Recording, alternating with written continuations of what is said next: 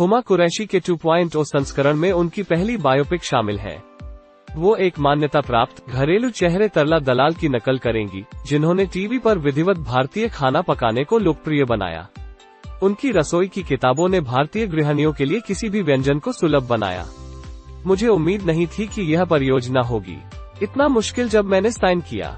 मुझे उनकी कुकबुक और लोकप्रिय कुकिंग शो पता था।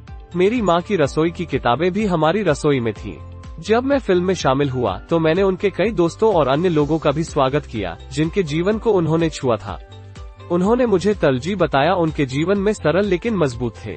यह कठिन लग रहा था और मुझे एहसास हुआ कि यह एक बड़ी जिम्मेदारी है। मैं उसे प्रभावित करना चाहता था। उसका परिवार, पोते, शिष्य और पूर्व रसोइया हमें फिल्म देखने आते थे। उनका जवाब अजीब था। हुमा कहते हैं कि किसी वास्तविक व्यक्ति की भूमिका निभाना और उसे अपने करीबी के माध्यम से जानना अनुभव का सबसे अच्छा हिस्सा था। किसी ऐसे व्यक्ति के लिए जिसने अक्सर स्क्रीन पर एक मोटा और कच्चा बाहरी दिखाया है, एक महिला नेक्स्ट डोर का किरदार निभाना चुनौतीपूर्ण रहा होगा। वो बन गई एक करियर महिला जब यह आम नहीं थी। पीयूष के जीवन पर चर्चा करते हुए हमने समानता और नारीवाद के बारे में बात की। तरला दलाल ने हमारे लिए मार्ग प्रशस्त किया।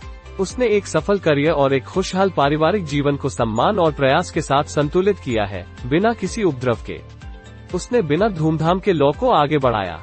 वो मेरी माँ की उम्र या उससे अधिक है। मुझे उसकी अवधि, स्थान और समाज को समझना था। आज हम बहुत कुछ लेते हैं, लेकिन उसकी उम्र ने काम और परिवार को अलग तरह से लिया। इन सब के बावजूद मैंने उसकी नकल नहीं की या उसके तौर तरीकों की नकल नहीं की। उनके बोलने का तरीका अजीब था और उनका रवैया नर्म था। उसे जानना, मुझे आश्चर्य हुआ कि उसे अपनी ऊर्जा कहाँ से मिली।